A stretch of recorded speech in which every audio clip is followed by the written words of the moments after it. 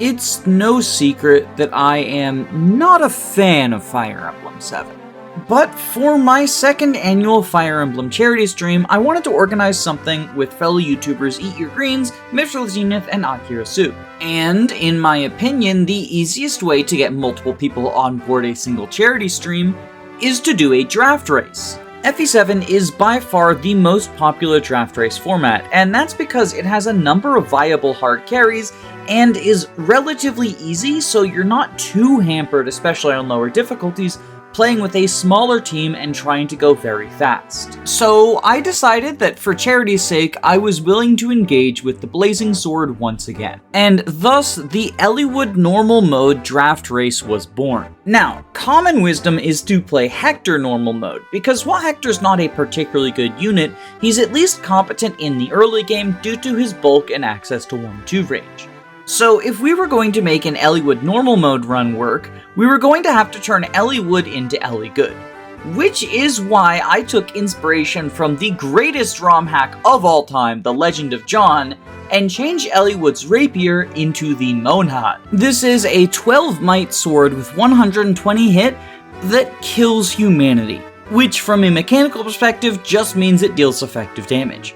So functionally, Eliwood has an infinite use 24 might weapon that will never miss and even has 15 crit on it. Is this going to be enough to save a footlocked sword-locked unit in Fire Emblem 7? Well, there's only one way to find out. Let me recount the story of how I tackled the Danny Doyle Fire Emblem 7 Eliwood normal mode draft race for Pride Month. Prior to race day, the four of us drafted our teams in snake order. And if you're interested in watching the draft itself, there is a video of it on my channel. But at the end of the day, I ended up with a team that consisted of Florina, Hawkeye, Pent, Hector, Harkin, Raven, Vida, Priscilla, and Lucius, as well as the free characters of Eliwood, Ninian, Nils, and Matthew. Additionally, Marcus was free for all players until the end of Chapter 16.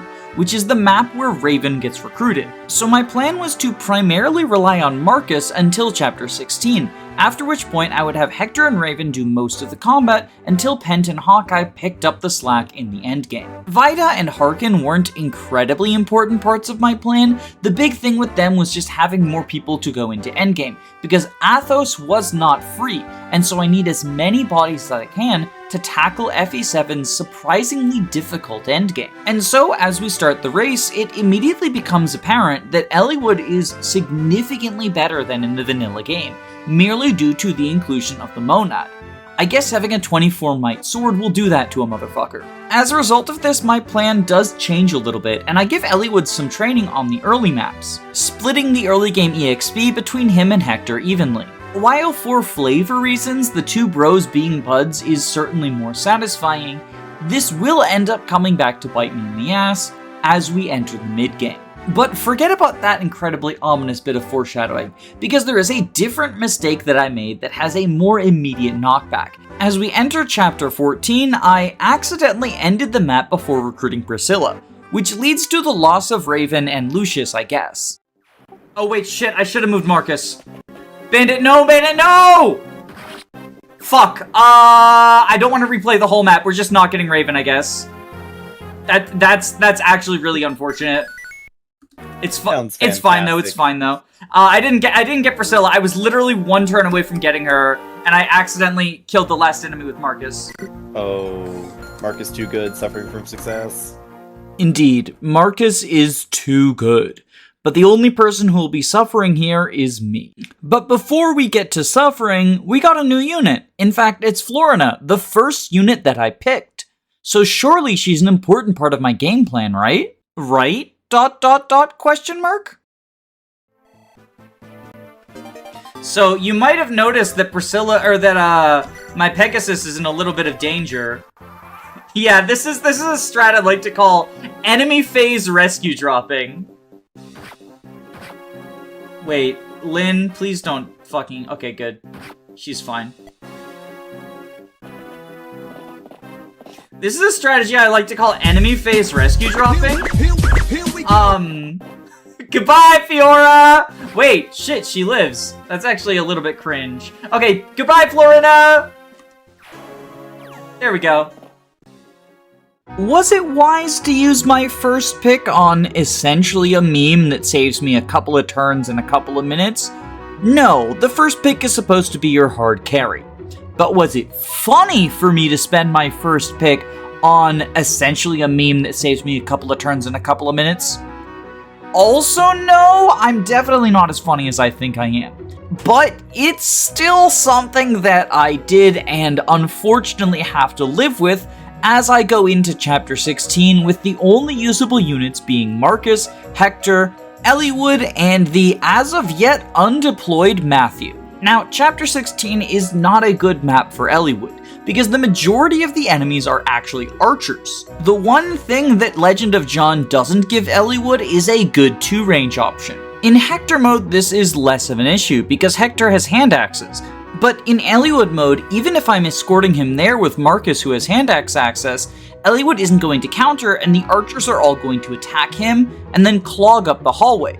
However, if I have Marcus rescue Eliwood, then his speed gets lowered so much that he doesn't double the archers, and even though my Marcus is strength blessed, he does not have enough strength to one-shot the Eliwood normal mode Chapter 16 archers. I thought FE7 enemies were supposed to be weak, but apparently I was wrong about that, and this is not the first time that assumption will bite me in the ass. This chapter is annoying and takes a long time, but eventually I do get to the throne room, and then this happens. Oh my god, Hector. Hector's on Fraud Watch. Hector's the one on Fraud Watch.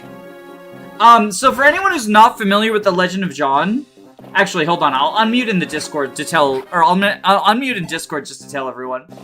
Hey, so I'm making this basically, I guess announcement to everyone's stream chats, if you're not familiar with Legend of John, the reason Eliwood has really high damage is he has a personal weapon that is effective against humanity. I watched the so it's effective against all enemies except for the Fire Dragon, because that's not humanity. Oh fuck, I just game overed in the throne room. Rip. Oh, rip! Chapter 16? Yeah, Chapter 16. That's actually really bad. Okay, it's a race now. I'm just starting Chapter 16. Yeah, that was definitely a misplay on my part. In my defense, I do not think that while racing, I had time to check the numbers and do the damage math, but Eliwood absolutely died to those 3 armor knights, and I should have known better than to trust his bulk. He's not known for being the bulky lord, that's Hector. Before that game over, I was pretty solidly in second place, but now, as Zenith says, it's a race between me, him, and Eat Your Greens. Akira was unfortunately way ahead of all of us, and that wasn't going to change at all. Akira won. Spoilers, Akira wins. But the battle for silver was fierce, and this would not be the only fumble that I made during the race. In fact, it wouldn't even be the only fumble during Chapter 16, because then this fucking happened. Is even a guide map at all, because it's like hard to justify why you're on a pirate ship suddenly. Marcus. I swear to God, Marcus. Oh, Eliwood's just gonna straight up die to all these shamans, isn't he? I'm pretty sure Marcus and then Eliwood are about to fucking die in the throne room again. No! No! No! No! No! No! No! No! No! I died in the throne room again. Again? Oh. Eliwood normal mode. It's chapter 16% now. Last place, here I come. I do somehow manage to scrape through Archer Hell on my third attempt, but no prizes for guessing that I was pretty solidly in last place going into Pirate Ship. If I want to stand a chance at measuring up against the competition, then I can't afford any more needless resets. Which is why it's very unfortunate that this is the map that I had the most resets on in the entire run. It became clear pretty quickly that I couldn't rush the boss in order to end the map early, and instead the best strategy was to have Hector rescue Eliwood while they huddled together in the corner and tanked attacks from the mercenaries. Unfortunately, based on the way the AI worked, there was always room for one shaman to attack Hector, and as Hector says, he just can't bear mages in their ilk, so the shaman would fucking kill him, consistently. I tried Eliwood because Eliwood had a little bit of resistance, but he has much less physical defense, and so he couldn't stand up against the mercenaries. Hector was the winning option here. I just had to manipulate the AI and make it so that mercenaries clogged up all of the spots that the shamans could possibly access. And after many attempts, I finally realized that by sacrificing Matthew's life as well as using the mine that I was given as a reward for the number of green soldiers that survived Chapter 16, I was able to delay the shamans for long enough for all of the mercenaries to clog the boat and make it so that no one could reach Hector. I then just spent 11 turns sipping on vulneraries and moved on to the Hoohoo map. And would you believe me if I told you that this was actually significantly less difficult than Pirate Ship? Yeah, it turns out when there's not any mages, Hector and Eliwood can just sort of wreck shop. Hoohoo is a notoriously difficult boss, but the Monad has 120 hit, and it's a 24 might weapon. This meant that I could actually reliably one-shot Hoohoo.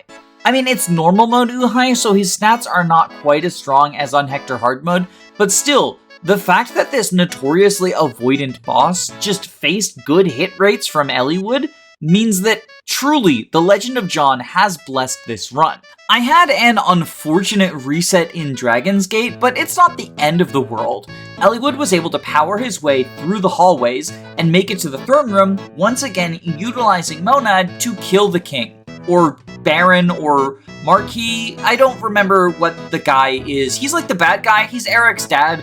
Look, the story of FE7 is not one that I super like or am super familiar with, but it's the dude. He's like the dude. He's Eric's dad. He's the bad guy. I killed him.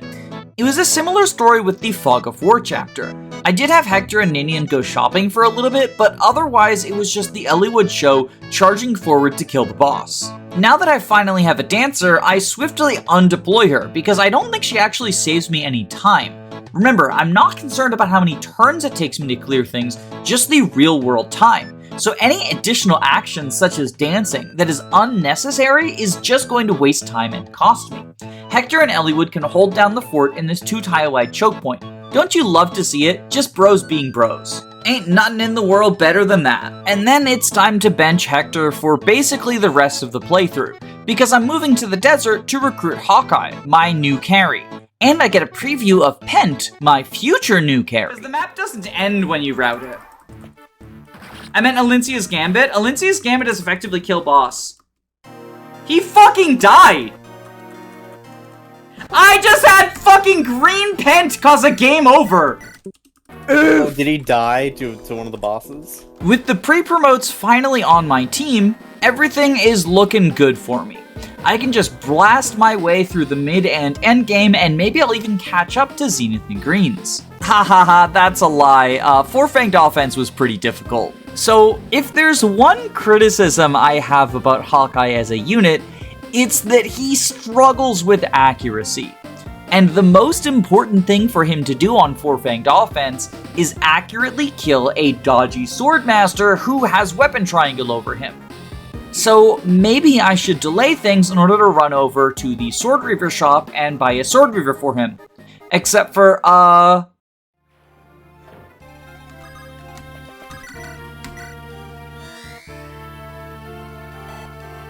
if he had the Athos drops, he would have, level up speed and not gotten doubled?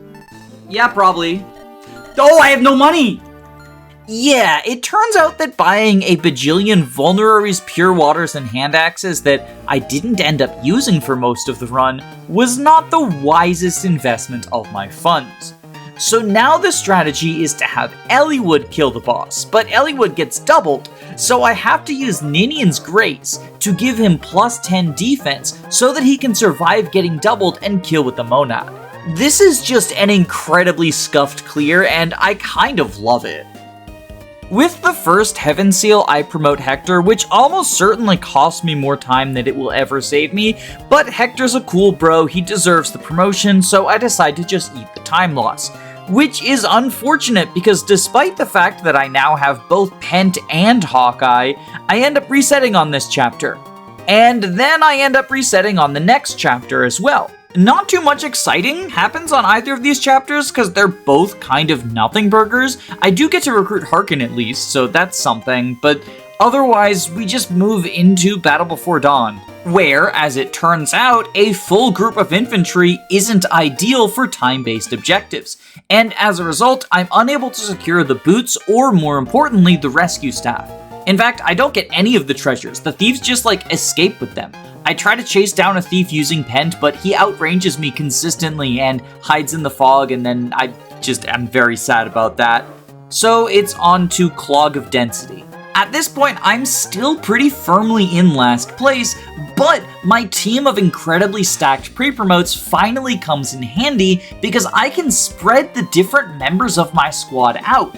I have Harkin take on one area, Hector take on one area, Eliwood take on one area, Pent take on one area, and Hawkeye take on a final area. Then I recruit Vida and have her fight the wyverns that she joined with. I do end up using quite a few Brave Sword uses on Harkin once he runs out of hand axes, but surely that's not going to come back and bite me. I'm definitely not going to get to the final map with only 3 uses of the Brave Sword and wish that I had more.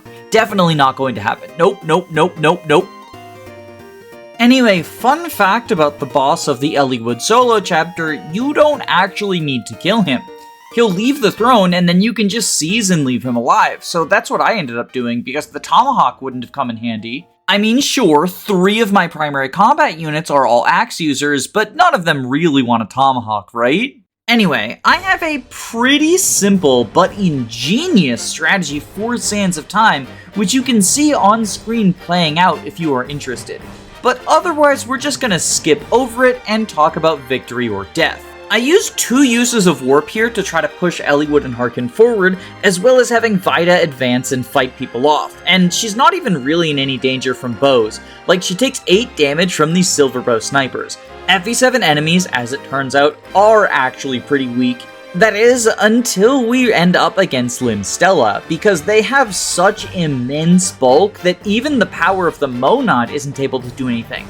I mean, sure, I didn't give the Monad effectiveness against the female Sage class, specifically because I knew that Limstella was the only enemy in the game who had that class, and they're not human, and since the Monad only kills humanity, I thought it would be funny for it not to deal effective damage, but now it's not very funny because it's not dealing very much damage, so I once again have to whip out Harkin's Brave Sword. But we are able to power our way into the final map, and I'm actually neck and neck with Mithril Zenith and significantly ahead of Eat Your Greens. The biggest struggle for the final map is I'm not allowed to use Athos. Now, using undrafted units doesn't disqualify you, it does give a 1-minute penalty, however, so it's rarely worth it. But in this instance, it quickly became apparent that I was not going to be able to clear the final map with my squad of pre-promotes, even though I had the most cracked squad of pre-promotes you can imagine. No, I had to lean on Athos, and unfortunately, I ended up incurring a 12-minute penalty, because he gets a 1-minute penalty for each illegal action that he takes, such as engaging in combat or using a physics staff to heal up my game over conditions. Even with his help, and even though we were playing on the lowest difficulty, it turns out that endgame is kind of difficult, especially when you don't have the benefit of good weapons. I've only got 3 uses left on the Brave Sword, and my convoy is full of hand axes, so we're kinda just stuck with garbage. The Deadlords are all incredibly tough and incredibly threatening. And at the last minute, I make a missed input and accidentally warp Eliwood 1 tile too short. Thankfully though, the enemy generals are unable to triangle attack my units to death, and instead, I am able to kill Nurgle and move on to the Fire Dragon. And, as was the case throughout the rest of the one, Eliwood is my best damage dealer. In fact, he's really the only person who's able to deal more than single-digit damage. I mean, technically Hector also deals damage to the Fire Dragon, but he gets doubled and killed in retaliation. So yeah, this is Eliwood or no one. Which I guess goes to show that I did actually make Eliwood Ellie good. Let's fucking go. It turns out Eliwood is a better unit than all of the ridiculously cracked pre-promotes. Let's go, Eliwood, let's go, Eliwood, let's go, Eliwood.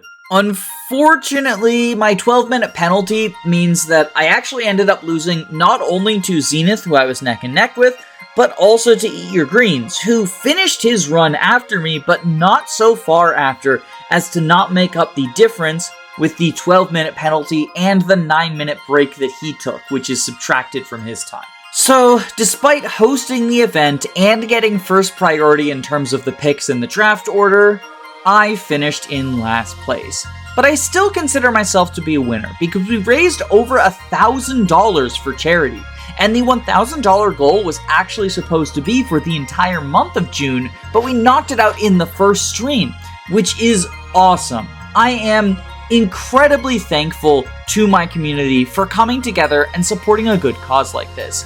It makes me very happy to know that there are so many generous and supportive people in the Fire Emblem space.